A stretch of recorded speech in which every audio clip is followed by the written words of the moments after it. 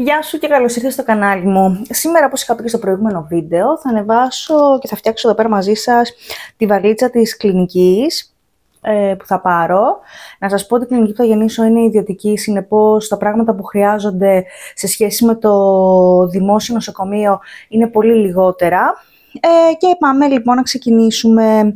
Στην πρώτη μου γέννα είχα πάρει και τι δεν είχα πάρει μαζί. Καταρχάς είχα πάρει μία βαλίτσα τις μεγάλες του ταξιδιού, αυτές που φτάνουν, ξέρω εγώ, μέχρι τη μέση σου ένα πράγμα. Είχα βάλει μέσα ένα σωρό άχρηστα πράγματα τα οποία δεν χρησιμοποίησα ποτέ, οπότε τώρα θα είμαι πολύ πιο περιεκτική. Αρχικά θα σας ξεκινήσω με αυτή την με αυτόν τον κακοποιημένο σάκο βασικά, εδώ τον καημένο, που θα βάλω μέσα πράγματα δικά μου και του άντρα μου, μιας που αυτός θα μείνει μαζί μου στην κλινική αυτές τις ημέρες στις οποίες θα βρίσκομαι. Και λίγα πράγματα του μωρού.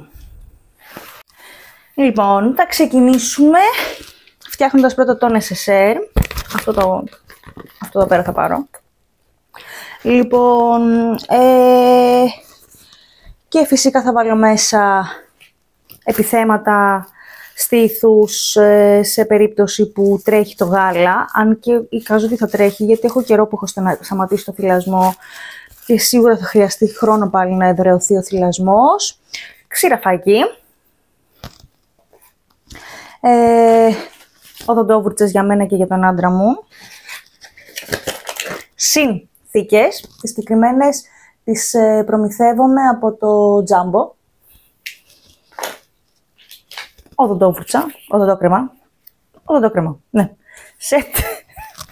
Σετάκι αυτά πάνε όλα. Τη συγκεκριμένη την κρέμα, όσοι είχατε παρακολουθήσει, σας την είχα δείξει σε ένα βίντεο στα προϊόντα τα οποία θα ξαναχρησιμοποιούσα στο δεύτερο παιδί. Είναι η Purellan της Medela. Όσοι δεν το είχατε δει, είναι για τις θηλές. Δεν χρειάζεται να καθαρίσεις το στήθος σου έτσι ώστε το παιδί να φάει. Μπορείς να το τοποθετήσεις έτσι στο στήθος και πουλώνει πιο γρήγορα. Είναι πάρα πολύ καλή. Σας τη συνιστώ. Όσες μαμάδες θέλετε να θυλάσετε ή μπαμπάδες, δείτε το βίντεο και θέλετε να την προτείνετε σε κάποια κυρία, είναι πάρα πολύ καλή. Θα το βάζουμε εδώ πέρα κοντά να τη δείτε. Λοιπόν, κρέμα χεριών. Πλένω πάρα πολύ συχνά τα χέρια μου, συνεπώς είναι πάρα ξηρά. Η συγκεκριμένη κρέμα τη βρίσκω πάμφθηνα στο φαρμακείο, τη χρησιμοποιώ πάρα πολλά χρόνια. Είναι πάρα πολλά χρόνια στην αγορά και πραγματικά κάνει θαύματα. Δεν την αλλάζω με καμία κρέμα, με καμία όμως. Βούρτσα μαλλιών, γιατί άμα δεν χτενίσεις και την μπούκλα, ποια μπούκλα, που πας. Λοιπόν, κλάμερ για τη μαλούρα. Πίσω μπορεί να υπάρχει μουσική υπόκριση από το γιο μου, δεν ξέρω. Έχει πάθει ένα παραλήρημα σήμερα. Μάλλον επειδή τον έχω σταματήσει από τον παιδικό σταθμό. Δεν ξέρω, το παιδάκι βγήκε από το πρόγραμμά του. Βγήκε από το πρόγραμμά του.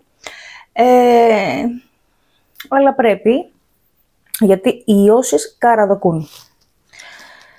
Λοιπόν, μωρομάντιλα. Ναι, με δίνουν στην κλινική μωρομάντιλα. Όμως εγώ θέλω να έχω και τα δικά μου, δεν ξέρω, κάτι τα χρειαστώ ρε παιδάκι μου, τα θέλω να τα έχω. Συνεχίζω με αντισηπτικά μαντιλάκια. Δεν πάω πουθενά χωρίς αυτά. Δεν ξέρω, κάτι θα βρεθεί να καθαρίσω εκεί πάνω.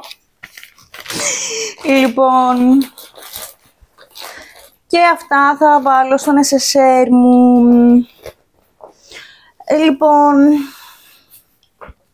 στη συνέχεια έχει σαμπουάν και αφρόλιτρο που θα πάρω μαζί. Να βάλω εδώ πέρα στα σακουλάκια για να μην γεμίσουμε σαπούνια μέσα.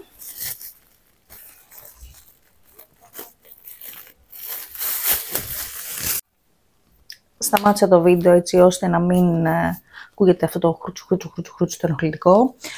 Σας έλεγα λοιπόν αφρόλιτρο, σας έλεγα σαμπουάν. Καλά.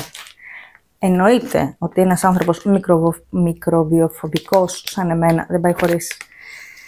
Δεν πάει σε νοσοκομείο χωρίς τούτα. Δεν ξέρω, μπορεί να πάρω και κανένα ντετόλ σπρέι. Θα το δω. Πρώτη μου γέννα είχα πάρει χλωρίνα, είχα πάρει ένα σωρό. Το πέρασε στο δωμάτιο και μετά μπήκα μέσα. Εντάξει.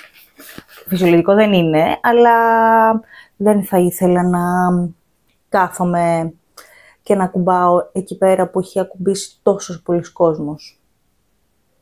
Χωρίς να εννοώ ότι ο υπόλοιπος κόσμος έχει κάτι, αλλά τα νοσοκομεία είναι νοσοκομεία. Λοιπόν, φάνες μιας χρήσης, λοχείας, να έχουμε να βάζουμε στα σακουλάκια που χρησιμοποίησα πριν για τα φρόλιτρα και για τα σαμπουάν, τα οποία θα τα κρατήσω μαζί για άπλυτα ή αν θα σκιστεί κάποια συσκευασία, κάποιο σακουλάκι από όλα αυτά. Εννοείται κουβερτάκι, τα έχω βάλει εδώ πέρα, γιατί εντάξει είναι με βρεφικό, πώς το λένε, απορρυπαντικό πλημμένα, οπότε δεν υπάρχει λόγος να έρχονται σε επαφή με τα υπόλοιπα ρούχα. Όχι ότι δεν θα έρθουν μετά, θα έρθουν, αλλά δεν πειράζει. Και καλυτσουλίες και το φορμάκι το οποίο θα βγει. Δεν θα πάρω κάτι άλλο από ρούχο, γιατί στην κλινική στα παρέχουν όλα, οπότε δεν υπάρχει λόγος. Και στον πρώτο μου το ίδιο, το μόνο που του βάλαμε τελικά ήταν το ρουχαλάκι το οποίο φύγαμε. Λοιπόν, τι άλλο έχουμε εδώ πέρα. Έχω 2 νυχτικά. Όσες μαμάδες κάνετε κεσαρική θα σας βολέψουν πάρα πολύ. Είχα πάρει και μπιτζάμα, παντελόνι στην πρώτη μου γέννα, γιατί δεν ήξερα κιόλας πώς θα γεννήσω και τι, και δεν είχα ξαναγεννήσει κιόλας. Οπότε με βόλεψαν πάρα πολύ τα νυχτικά. Και για την τομή και πατιού τα αλλάζεις, ούτε να σκύψεις, να κατεβάσεις παντελόνια που δεν μπορείς, ζορίζεσαι και τα σχετικά. 2 νυχτικά θα πάρω. Πετσέτες, μαλλιών, σώματος. Και φυσικά τα ρούχα του άντρα μου, μια φόρμα, ένα σόρτς, 2 μπλούζες και εννοείται εσώρουχα δικά μας, δικά μου και του άντρα μου. Και παντόφλες, παιδιά, παντόφλες. Μάλιστα θα πάρω 2 ζευγάρια, το ένα για να κυκλοφορώ και το άλλο για την ντουζιέρα, γιατί εκεί πέρα πατάμε ένα σωρός κόσμος, οπότε σαγιονάρα μέσα, να κάνω μπάνιο και να βγω.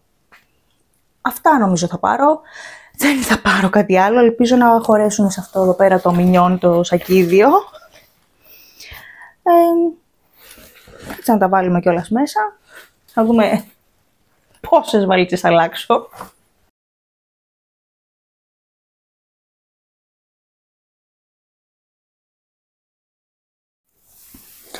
Στην προηγούμενη την γέννα μου είχα πάρει μέχρι και 2 αλλαξιές ρούχα. Δεν ξέρω που νόμιζα ότι θα πάω. Λέω άσε, μπορεί να τις χρειάζεται, το ξέρω κι εγώ. Τελικά τώρα με αυτό που θα πάω... Με αυτό που θα πάω, με αυτό θα γυρίσω πρώτα Θεός. Αυτά θα πάρω μαζί μου πια. Στο τέλος θα βάλω τα εσώρουχα για τις σαγιονάρες και τις παντόφλες, γιατί τις χρησιμοποιούμε ήδη και τα εσώρουχα εννοείται. Δεν θυμάμαι, σας είπα, μορομάντιλα και πάνες. Μας δίνει η κλινική, οπότε δεν θα πάρω. Έχω προμηθευτεί εδώ πέρα ένα σωρό. Αυτή ήταν η βαλίτσα. Κλείνει. Πάει και αυτό το ταξίδι, θα φτάσει στο τέλος του. Ανυπομονούμε πάρα πολύ να δούμε και αυτό το μωράκι μας. Ελπίζουμε να είναι όλα καλά. Λοιπόν, αυτή είναι η βαλίτσα. Τελικά έμεινα και λίγος χώρος εδώ πέρα για τα εσώρουχα που σας έλεγα πριν. Τώρα εντάξει, για 2 σαγιονάρες και 2 παντόφλες τέλος πάντων δεν έγινε τίποτα. Τα παίρνω και σε μια σακουλίτσα και πάω. Αυτό το ταξίδι λοιπόν, όπως έλεγα και στο προηγούμενο κομμάτι του βίντεο, το οποίο δεν ξέρω πόσες φορές έχω ξεκινήσει, έχω γράψει και έχω σταματήσει κτλ. Έφτασε στο τέλος του. Πιθανότατα τα επόμενα βίντεο να έχουν να κάνουν με την εμπειρία μου με τη γέννα, όπως ήταν στην κλινική, τα φαγητά, ο θυλασμός, ξανά από την αρχή. Το να αποχωριστείς το παιδί σου για πρώτη φορά. Τον μικρό μας, τον οποίο δεν τον έχουμε ξαναποχωριστεί. Μπορεί και όλα αυτά είναι και σε διακοπές, δεν ξέρω, θα δείξει. Αυτά. Λοιπόν, ευχαριστώ που μείνεις μέχρι το τέλος. Αν έμεινες μέχρι το τέλος. Αν σου άρεσε το βίντεο, κάνε μου ένα σχόλιο, κάνε μου ένα like, ένα subscribe, κάτι τέλος πάντων. Και γράψε μου αν θέλεις πράγματα που θα μπορούσα να πάρω μαζί και τα έχω ξεχάσει. Που μόλις μου ήρθε ένα στο μυαλό και αυτό είναι οι μπατονέτες, τις οποίες θα πάω να τις βάλω αμέσως τώρα. Φιλάκια, τα λέμε στο επόμενο βίντεο.